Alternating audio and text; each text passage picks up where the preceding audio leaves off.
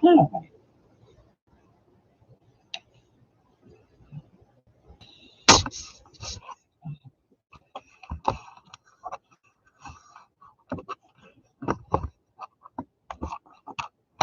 really?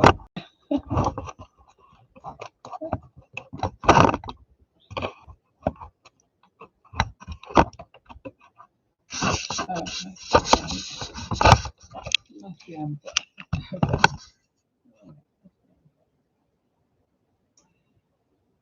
In my double quality of page and secretary, I followed Joan to the council. She entered the presence with the bearing of a grieved goddess. What was become of the volatile child that so lately was enchanted with a ribbon and suffocated with laughter over the distresses of a foolish peasant who had stormed a funeral on the back of a bee-stung bull? One might not guess. It's a great thing. What has become of the volatile child that so lately was enchanted with the ribbon and suffocated with laughter over the distresses of a foolish peasant who had stormed a funeral on the back of a bee-stung bull? One may not guess. Simply it was gone. It had left no sign. She moved straight to the council table and stood. Her glance swept from face to face there, and where it fell, there it lay, as with a torch. Those it scorched as it with the brand. She knew where to strike. She indicated the generals with a nod and said, "My business is not with you. You have not craved a council of war." Then she turned toward the king's privy council and continued, "No, it is with you." A council of war? It is amazing. There is but one thing to do, and only one. And lo, you call a council of war? Councils of war have no value but to decide between two of several doubtful courses. But a council of war when there is only one course? Conceive of a man in a boat and his family in the water, and he goes out among his friends to ask what it would be better to do? A council of war, name of God, to determine what?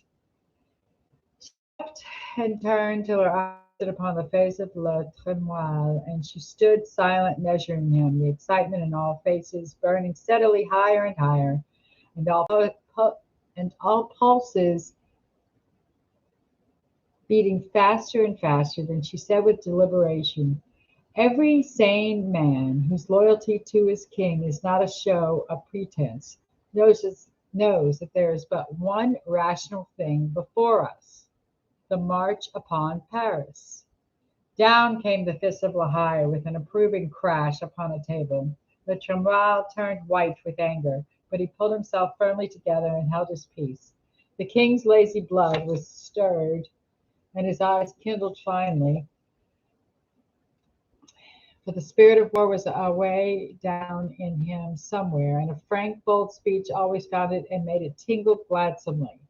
Joan waited to see if the chief minister might wish to defend his position, but he was experienced and wise, and not a man to waste his forces when the current war against him.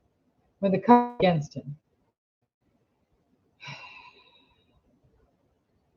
he would wait. The king's private ear would be at his disposal by and by. That pious fox, the Chancellor of France, took the word now. He washed his soft hands together, smiling persuasively, and said to Joan, "Would it be courteous, your Excellency, to move abruptly from here without waiting for an answer from the Duke of Burgundy?" Duke of Burgundy? Just telling you how you're supposed to say it. Duke of Burgundy? Burgundy? "You may not know that we are negotiating with His Highness, and that there is likely to be a fortnight truce between us, and on his part a pledge to deliver Paris into our hands without cost of a blow or the fatigue of a march thither." Joan turned to him and said gravely, "This is not a confessional, my lord. You are not obliged to expose that shame here." The chancellor's face reddened, and he retorted, "Shame? What is there shame about this?" Joan answered in level, passionless tones, "One may describe it without hunting far for words. I know of this poor comedy, my lord, although it was not intended that I should know. It is the credit of the devisers of it that they tried to conceal it. This comedy whose text and impulse are describable in two words: The chancellor spoke up with a fine irony in his manner. Indeed, and will you, your excellency, be good enough to utter them? Cowardice and treachery. The fists of all the generals came down this time, and again the king's eyes sparkled with pleasure. The chancellor sprang to his feet and appealed to his majesty. Sire, I claim your protection. But the king waved him to his seat again, saying, Peace. She had a right to be consulted before the thing was undertaken, since it concerned war as well as politics. It is but just that she be here upon it now. The chancellor sat down, trembling with indignation, and remarked to Joan, Out of charity, I will consider that you did not know who devised this measure which you condemn in so candid language. Save your charity for another occasion, my lord, said Joan, as calmly as before. Whenever anything is done to injure the interests and degrade the honor of France, all but the dead know how to name the conspirators in chief. Sire, sire, insinuation.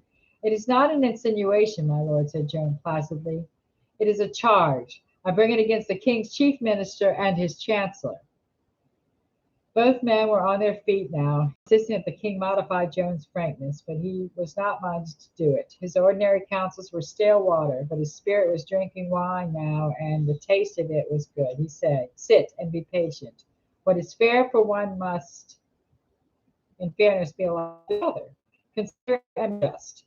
What have you two spared her? What dark charges and harsh names have you withheld when you spoke of her? Then he added with a veiled twinkle in his eye, If these are offenses, I see no particular difference between them, except that she say her hard things to your face, whereas you say yours behind her back. He was pleased with the neat shot and the way it shriveled those two people up, and made Lahire laugh out loud with a veiled twinkle in his eye. If these are offenses, I see no particular difference between them, except that she says her hard things to your faces, whereas you say yours behind her back. From the first, we have been hindered by this policy of Joan tranquilly resumed. From the first, we have been hindered by this policy of shilly-shally, this fashion of counseling and counseling and counseling, where no counseling is needed, but only fighting. We took Orleans on the 8th of May and could have cleared the region round about in 3 days and saved the slaughter at Patay. We could have been in Reims 6 weeks ago and in Paris now, and would see the last Englishman pass out of France in half a year. But we struck no blow after Orleans, but went off into the country. What for? Ostensibly to hold councils. Really to give Bedford that, but really was to give Bedford time to send reinforcements to Talbot, which he did, and Patay had to be fought. After Patay, one more waste of precious time. Oh, my king, I would that you would be persuaded. She began to warm up now. Once more we have our opportunity. If we rise and strike, all is well. Bid me march upon Paris. In 20 days it shall be yours, and in 6 months all of France. Here is a half year's work before us. If the chance be wasted, I give you 20 years to do it in. Speak the word, O gentle king, speak but the one. I cry you mercy, interrupted the chancellor, who saw a dangerous enthusiasm rising in the king. March upon Paris? Does your excellency forget that the way bristles with the English strongholds? That for your English strongholds, said Joan, snapped her fingers scornfully. Whence have we marched in these last days? From Gien and whither? To Reims? What bristled between? English strongholds. What are they now? French ones, and they never cost a blow.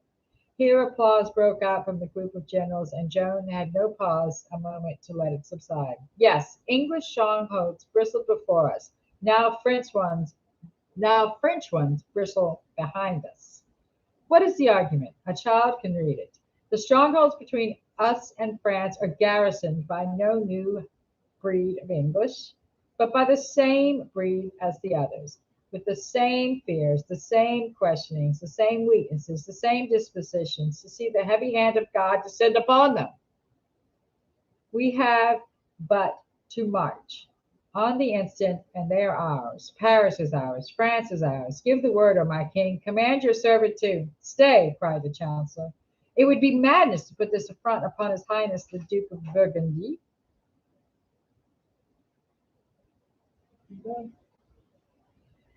By the treaty with which we have every hope to make with him. Oh, the treaty with which we hope to make with him. He has scorned you for years and defied you. Is it your subtle persuasions that have softened his manner and beguiled him to listen to proposals? No, it was blows, the blows which we gave him. That is the only teaching that the sturdy rebel can understand. What does he care for wind? The treaty which we hope to make with him, alack, he deliver Paris. There is no pauper in the land that is less able to do it. He deliver Paris. Ah, but that would make great Bedford smile. Oh, that pitiful pretext.